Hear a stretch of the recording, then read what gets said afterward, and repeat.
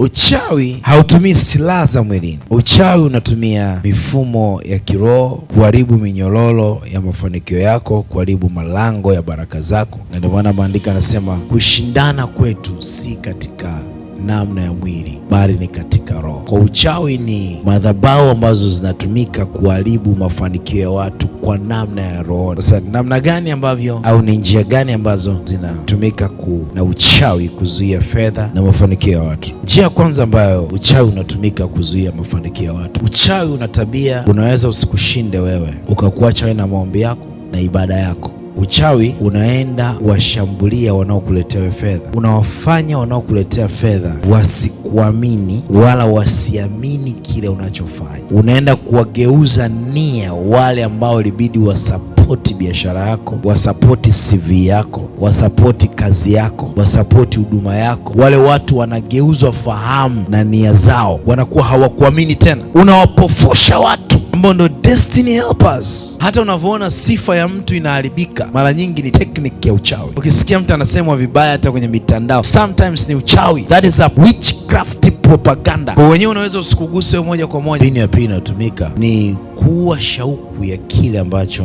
unafanya au kukukatisha tamaa. Mfano, ukiamka asubuhi tu unajisikia sijisikii kwenda kazi, unaitamani hii kazi inatesa. Ukiacha hiyo kazi, huna namna ya kupata kazi nyingine. Ghafla unakosa hata shamba lenyewe kwanza nalima kila mwaka sipati.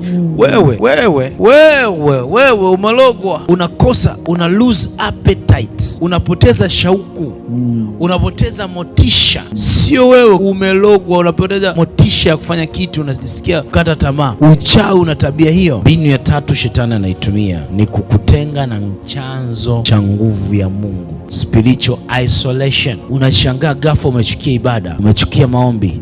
Kanisani siendi tena, nimekwazika sana, kwanza sijapenda kabisa. Nani amekwambia unatakiwa upende? Hujapenda nini? Mimi mchungaji anifurahishi. Unataka kufurahishwa. Unapoanza kuona ibada inakuwa kelo, maombi yanakuwa kelo. Ndio maana ukija ibadani unatenga muda wa kuomba, lakini wakati wa maombi wewe umekaa unaona kelo. Hapo maana yake sio wewe. Wewe umelogwa, na kuambia umelogwa. Ulikuwa kanisani unaomba, sasa hizi uombe, umelogwa. Full stop. Uchawi umekutenga. Mbinu ya 4 ambayo inatumika na uchawi kuharibu mafanikio ni kuharibu matunda ya kile unachokifanya. Hii ni mbinu mbaya sana. Hapa ni uchawi hauzuii usipate fedha. Unafanya fedha lakini hazifanyi kitu. Unapata fedha lakini haifanyi kitu. Na hiyo fedha unayoipata inatumika tu kusolve matatizo. Na hiyo matatizo sio kwamba ya kukupeleka wewe mbele. You find money, by that money haupati chochote kwenye hiyo hela. Inaitwa chuma ulete. Biblia inasema unaweka fedha kwenye mifuko iliyotoboka. Unakuwa na mifuko iliyotoboka. Unapata pesa lakini zinaishia kutatua